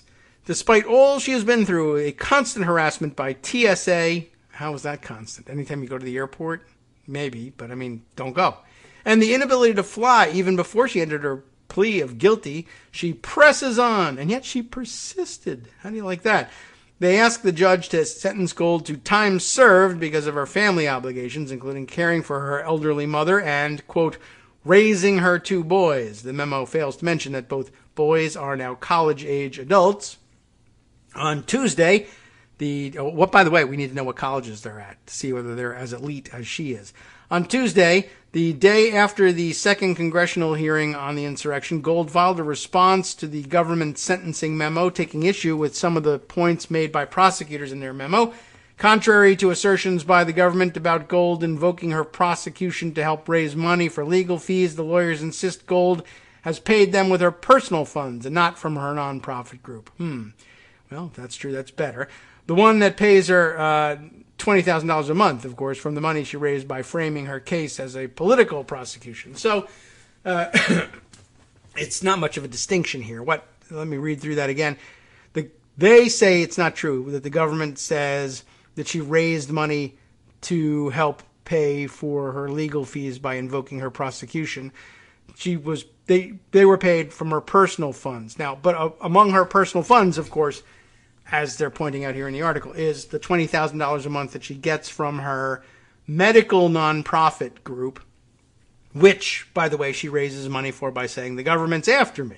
So, they undo the whole argument. I don't know why I guess they don't know about the fungibility of money. or they don't want to know. They're ignoring it. They also object to the way in which the government contextualized Gold's entrance to the Capitol, insisting that she was in no position to help the fallen Capitol police officer she pushed past to get inside. She was packed among others at the door, they argue, and thus the mob she was in made it physically impossible for her to render aid to him. That's possible. And because it's a him, we now know it's a different officer. One of the most peculiar points in the document appears in a footnote in which Gold's lawyers complain about the probation officer's pre-sentencing report for the 56-year-old Gold, which identifies the co-defendant in the case as her 38-year-old boyfriend. Okay, that I guess they don't like the age difference being highlighted. Well, let's find out. That would be John Strand, an international underwear model. How do you like that? Whose washboard abs have graced the covers of everything from romance novels to fancy photography magazines. I'm just chuckling at the idea of an international underwear model who graces the cover of a fancy photography magazine. Oh, look at the aperture they must have used on that side. That's what it's all about. Anyway, I mean, good for him and good for her, for that matter. She's got a hot young boyfriend. I guess that's nice. I think the phrase international underwear model is always funny. Mostly because underwear, or even funnier, underpants, is just a funny word in general. And international, I just never really thought about it in that context, but they do use that all the time. He's an international model of underwear. There's nothing international about his underwear, unless, well, I guess at this level, with those abs and the underwear he had, in that case, I guess you could say underwear is the international language of something. It's very well understood around the world. Let's say probably illegal in the Middle East states, some of them, but for the same reason that it's so popular internationally. Anyway, what can I tell you? There's people everywhere who say, I don't know what it says, but he speaks to me in that underwear. So, okay, I guess international is warranted, probably. I've never seen a picture of the guy. I'm just taking their word for it. Anyway, he works for Gold's nonprofit group on top of all of it else. He's an international underwear model, which suggests highly paid just for, well, okay, models work hard too. You can't say just for standing there. They have to do a lot of sit-ups in order to get paid for this. So we all appreciate that. But he draws additional salary, apparently, from the nonprofit group. The $20,000 a month that she's taking isn't enough. Being a doctor, drawing $20,000 a month from the nonprofit, and being a lawyer, and dating an underwear model who gets paid to be on the cover of fancy magazines and romance novels, needs to also pay the boyfriend extra from the nonprofit group as creative director, and accompanied her, by the way, in all this, to the Capitol on January 6th, because it's important to all of his work. How is John Strand's age at all relevant? The lawyers complain. This is a personal attack on Dr. Gold's private life and really uncalled for here. And that's why I've spent 5 minutes rhapsodizing about it. It's not an attack on Dr. Gold. It's a celebration of her good fortune and social prowess, let's say. Congratulations to her. Oh, look, here's a picture, I guess, of John Strand on the cover of a romance novel. I assume it's a romance novel, not a fancy photography magazine. I can't tell because the name of the book, the title of the book is Howl for It, which I'm sure is double entendre in some fashion. Maybe even triple entendre. I don't know. Maybe it's a werewolf romance novel. There he is, the washboard abs, all there. Congratulations to Dr. Gold. Well played. He respects you for your mind, obviously, so that's good news too. Two authors involved in this. They needed two. The minds of both Shelley Lawrenston and Cynthia Eden go into the howl for it. I got to get closer to the screen here to read. What's the small type here? Duran Duran should sue him for this. It says before the title, hungry like the wolf, and then an ellipsis, and then howl for it. So I suspect this is, in fact, a werewolf romance novel. I want to say sex book, but it's not that. It's a romance novel, I guess. And there you go. Anyway, Strand, who was indicted along with Gold on multiple criminal charges, is still awaiting trial, but apparently none of the money Gold has raised for legal fees is going towards his defense. Screw you. Use your underwear money, pal. Strand is represented by a court-appointed attorney. Wow. And how did he get that, right? I mean, I guess they're not paying for underwear modeling the way they used to back when I did it. I mean, I don't know anything about how much they pay for underwear modeling. Anyway, Strand is represented by a court-appointed attorney, public defender. Wow. He is set, well, okay, it's maybe a private attorney who's acting and doing pro bono work. All right, I don't get into that complication. He's set to go to trial in July, but last week his lawyer asked for a continuance because he has had significant trouble finding a single expert, this is bad, who could help him wade through the voluminous discovery files and video footage in the case on the budget allotted to court-appointed investigators. Oh, well, too bad. The judge denied the motion. Gold's sentencing hearing will take place Thursday morning. It already has. We know about that from the update. And despite her request to do it virtually because she's afraid of COVID and she doesn't, she can't, she's from California and she can't fly to D.C. The judge has required her to appear in D.C. in person, a city the court has banned her from, that's funny, since her arrest last year. Strand's pretrial release conditions also bar him from entering the District of Columbia, but he has asked the judge to allow him to wait outside the courthouse during Gold's sentencing hearing to offer moral support and possibly a ride back to Virginia where they are staying. Prosecutors have objected. Well, it's nice that he's loyal to her despite the fact that she isn't offering any money for his defense. It could be true love. What do we know about this thing? I am not qualified to comment on it. So again, congratulations to her for rallying an underwear model to her side. Like, really to her side. Very close to her side. Okay, I didn't realize what we would be getting into there. Let me just note for the record, the Herschel Walker stories popping up. Apparently, Herschel Walker, vociferous critic of absentee dads, because that's what you have to do to sister soldier the moment when you're a black Republican. But as it turns out, he now admits to having, as the Daily Beast puts it, yet another secret son. As it turns out, when all is said and done, he acknowledges one legitimate child, I think, right? Christian Walker, who's heavily involved in his campaign and is politically active himself. But apparently he has two sons and a daughter from outside of his marriage and outside of any marriage at that point, which I guess I would dispute along with him the label secret son, because at some point he disclosed their existence. Herschel Walker, critic of absentee dads, has yet another secret son and a daughter. Roger Solenberger's piece is titled in the Daily Beast.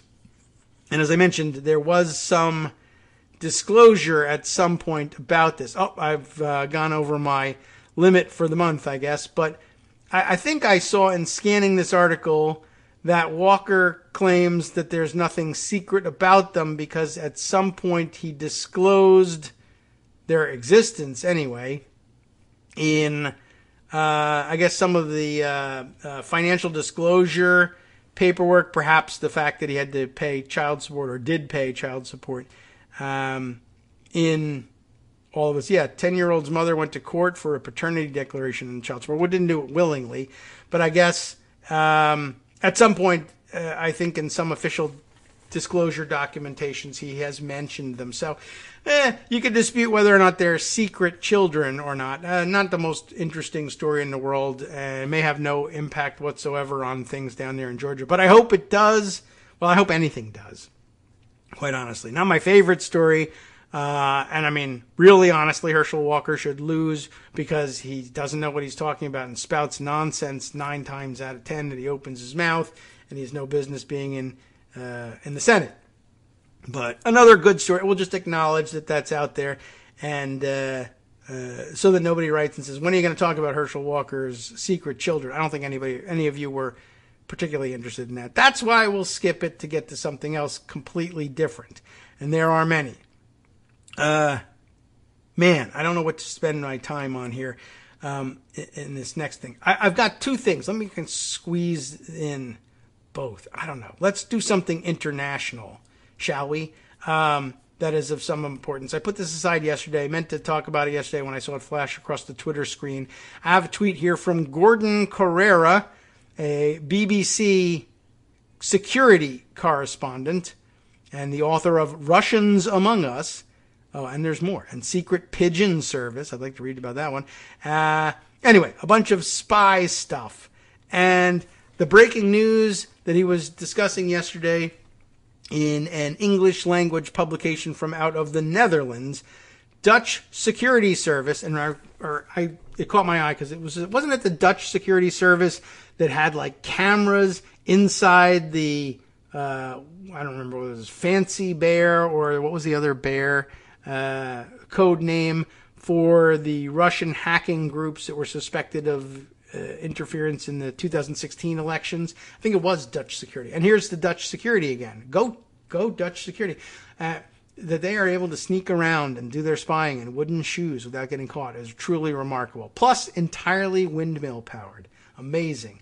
Anyway, Dutch Security Service reveals that it stopped a Russian spy, that is to say, an illegal, as they call it, not illegal immigrant like we do use that term here in the United States, unfortunately, but an illegal in the sense of someone working for intelligence services of the other country, but under a false identity. Like, we do it all the time too, sending CIA people to work as political attaches or whatever in a consulate or an embassy somewhere, when their primary mission is, like, I'm a CIA spy, I need other cover in order to do my work. So he's one of these guys. So somebody who was Russian, but A, denied being a spy, and B, in fact, denied being Russian.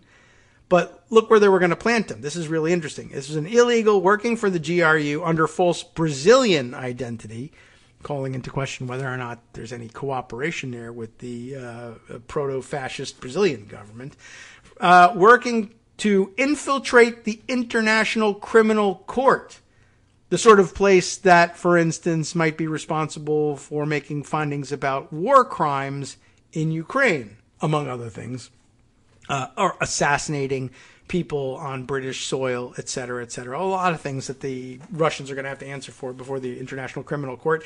And they thought of planting a spy there, and that's scary. And here's the story. And I saw somebody else, by the way, saying, I guess somebody who's wrapped up in those circles, the International Criminal Court, saying, I knew the person and I didn't know their real identity, but I knew their fake identity and I thought it was real and I knew the person and they were nice. And I wrote a letter of recommendation to them for this job. And I'm so embarrassed. And it's amazing. Spies everywhere. I thought I saw somebody mentioning that. I didn't put it aside. The story is here. This is the English language version of, what am I looking at here? The General Intelligence and Security Service report. They put a press release out, the Dutch, in between carving shoes and fixing the windmills, managed to find time for this report. The AIVD, I guess that's the Dutch Intelligence Service, disrupts activities of Russian intelligence officer targeting the International Criminal Court. The AIVD prevented a Russian intelligence officer from gaining access as an intern to the International Criminal Court, or ICC, in Den Haag, or as we say, The Hague. They did it in English here. The person in question works for the Russian Military Intelligence Service, GRU, but he used a Brazilian cover identity to travel from Brazil to the Netherlands. I am Pele. Let me in. The AIVD holds him to be a threat to national security, and the service informed the Dutch Immigration and Naturalization Service about this in an official report. And then, I don't know what this means, but is this the Dutch word for official report? Ambtsbericht? I have no idea how you would pronounce that. I'm not Dutch. If you are, let me know. On the grounds that the intelligence officer was refused, on these grounds, this guy was refused entry into the Netherlands, so it wasn't close, I guess, in April, and declared unacceptable. He was sent back to Brazil on the first flight out. The ICC has also been informed of the case. That's interesting. To import your interns from Brazil, that seems like a red flag right off the bat. Hello, think about that. Intern. You're an intern from Brazil? I mean, I guess so. It's an international criminal court, right?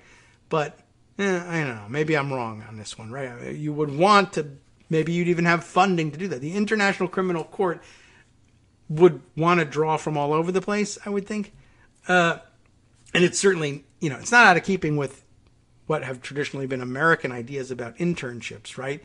That mostly just the privileged end up getting them until you start paying for things and pay for their travel and their stipends. And the international, all right, I get it. All right, not so bad after all. Illegals, extensively trained intelligence officers is the next section of the release here, explaining who they are. The Russian intelligence officer purported to be a Brazilian citizen, Victor Muller Ferreira, born on April 4th, 1989, when in fact his real name is Sergei Vladimirovich Cherkasov, born in 1985. Totally different. And born in September. So I don't know. He was going around saying he was an Aries, but in fact what's September? September 11th of all things. I don't know. I don't know what the sign is for that. Somebody else who knows can look it up. Cherkasov used a well-constructed cover identity by which he concealed all his ties with Russia in general and the GRU in particular. And I wonder how well-constructed that is. Do they tell people if they're constructing a false identity for them? They give them their birth date, but do they tell them that? That'd be an interesting thing to use as a counterintelligence thing. Hey, what's your sign? Right? Like, I don't know, especially if they were trying to be Americans, right? All Americans, as dumb as astrology is, I'm pretty sure, I don't know if I've ever met anybody who didn't know their astrological sign. It's dumb to believe that people would know that, but they do know that. And if you're faking your birth date, which is not necessary, I don't think. But, I mean, I guess maybe is it considered bad spycraft to use the same birth date, year or not? But birth date because it gives away too much. Oh, interesting. Born on the same date, eh? Suspicion is raised. Whereas if you say my birthday is April 4th, 1989, when your real birthday is September 11th, 1985. I don't know if that throws people off the scent or not, but if you say, what's your sign? And they go, yeah, funny, I'm an Aries. But I thought you were born in September. And then all of a sudden, like out of nowhere, dramatic music plays. And you get arrested. It's a thought. Anyway, an officer of this kind, they go on to say, is better known as an illegal, an intelligence officer who received a long and extensive training. Because of their alias identity, illegals are difficult to discover. Not this one. For that reason, they often remain undetected, allowing them to carry out intelligence activities. And because they present themselves as foreigners, they have access to information that would be inaccessible to a Russian national. I get what they're getting at here. I think that's poorly stated, but look, they're busy making shoes, as I said. In addition to the GRU, the intelligence service, also, SVR, also makes use of illegals. I think what makes illegals, dangerous is the idea they're the kind of spies who, well, I guess all spies deny that they're spies. I don't know. This is an undercover operative, basically. The GRU's main focus is on gathering military intelligence, but also collects intelligence that is more political or technological in nature. The GRU not only collects information, its officers also carry out covert influencing operations. That's how they got on our radar here in the United States. And it's not anomalous at all here, the fact that he's at the ICC. I guess they're trying to say usually they do military intel, but this one was working at the ICC. But given that we were just saying at the outset of all this that a lot of Russian military personnel, I guess, could have to stand trial before the International Criminal Court. It makes sense as a military operation. So the ICC itself is explained here. It investigates possible war crimes committed by Russia in Ukraine, just as we were saying. The ICC also investigates war crimes that took place during the Russian war in Georgia in 2008, and for those reasons, covert access to the ICC information would be highly valuable to the Russian intelligence services. The illegal was supposed to commence an internship with the ICC, which would mean he would have access to the ICC's building and systems. potentially a very high threat is the next section. The AIVD cooperates with the MIVD and other partners in order to mitigate any possible damage to national security and the security and integrity of international organizations. The threat posed by this intelligence officer is deemed potentially very high. If the intelligence officer had succeeded in gaining access as an intern, he would have been able to gather intelligence there and look for or recruit sources and arrange to have the ICC's access to the ICC's digital systems. That way, he would have been able to provide a significant contribution to the intelligence that the GRU is seeking. He might also have been able to influence criminal proceedings of the ICC. And his complex cover identity is discussed here. Illegals pose an extremely serious threat to national security, to the security of allies, and in particular, this particular case, also to the security and integrity of the ICC. Awareness about these and other kinds of intelligence threats are of the utmost importance, especially in view of current international developments. The document describing the extensive and complex cover identity of this officer is enclosed with this press release. I'd love to look at it. It's here. It's linked. And it's translated also into Dutch and Portuguese, because Brazil, providing a glimpse of the modus operandi, because Rome, of this, intelligence officer. The construction of this kind of cover identity generally takes years to complete, and it was all blown before he even got into the country. What does it say? Oh, download it in English. Yeah, there's a complicated thing here. We shouldn't spend time on this, but download in English the accompanying note to the Russian intelligence officer's cover identity. There's an enclosed document with his, let's see, just a bunch of documents. I don't know. I mean, should we download one and take a look? Accompanying note to Russian intelligence officer's cover identity. In support of the press release on this guy that they arrested, this note provides some background on the way in which the officer operated. The document, probably created around mid-2010. They've been working on this a long time. And by the way, what did they say? He was born in 85. So how old is he? 30-something. And they've been working on this since 2010, which when he was in his mid-20s. He's working on this thing for his mid-30s. Concerns an elaboration of Ferreira's cover story, likely written by Cherkasov himself in order to memorize the details of his cover. Such a cover identity story is called a legend. Interesting. The cover identity of an illegal is generally very complex and difficult, if not impossible, for outsiders to verify. The story contains a combination of authentic information and personal, possibly fabricated impressions. Russian intelligence services spend years on the construction of legends for illegals. Is there more about it? Not really. Like I was hoping to see what was in it. The original document is in Portuguese, probably because this is the language that best matches his cover identity. The Portuguese text contains several grammar mistakes, presumably because Portuguese is not his native language. Dutch and English translations are also included. So, anyway, no details in this one. Perhaps they are in other ones, but you could check that out over the weekend if you like. Time for us to wrap things up. That means we probably don't get too much in the way of the other thing I was thinking of bringing to you. But let me raise it as a possibility for you to read over the weekend. I may even have done that last weekend, too. I just thought this was really kind of an interesting thing, a new twist on things. A Media Matters report that is entitled Right-Wing Parents Groups Are Organizing Against School Mental Health Programs on Facebook. Why? I'll tell you why in just a second, and I think, this is an important thing to keep an eye on. Why would you organize against school mental health programs? I think the intent is twofold. The original intent I'll list as the second of the two, and put my own supposition as more important, as number one. But I'm wondering, well, no. I'll give you their impression first. Why are they doing it? Well, they're claiming that these mental health programs in schools are a Trojan horse for critical race theory. They're so concerned, of course, about that. Or rather, I should say, Chris Rufo has invested so much in that. They're banking so much on that issue carrying them to victory that they're still focusing on that. Basically, the idea being here, this is the bridge between being angry about CRT and being angry about social and emotional learning. Those are, in fact, mental health programs, but also like anti-bullying stuff and stuff that was supposed to be basically every time there was a school shooting, Republicans would blame anything but the guns, right?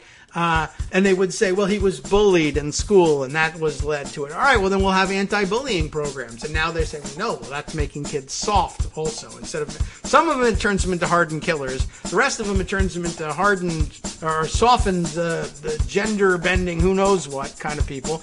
And they're just angry about everything. And like, you know, because they can't actually provide any examples of CRT really being used, they just say, SEL is also CRT, and we have to be against that too. So there's the Trojan horse version. But now I'm concerned. I was speculating wildly on Twitter.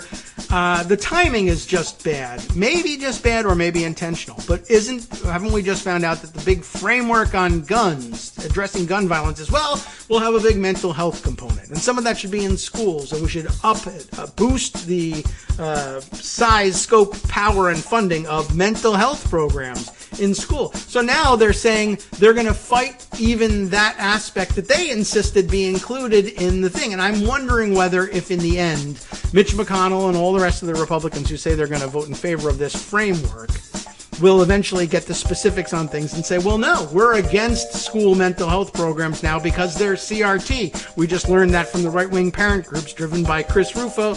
And so now we're opposed to this thing. And anybody who says that we're bailing out are attacking us. NetworksRadio.com. And in favor of CRT. And we have to end them now, too. To Kagro in the morning with David Waldman. All right. So, of course, if you point this out now ahead of time and warn people this is going to happen, they'll say, what? That's so insulting. In fact, it's so insulting that now I refuse to work with you and vote for this framework. After all, that app play has been run 100 times. So look out for that one in the future, too. Something to think about over the weekend. And if you can't do your own thinking, let Justice do it for you next.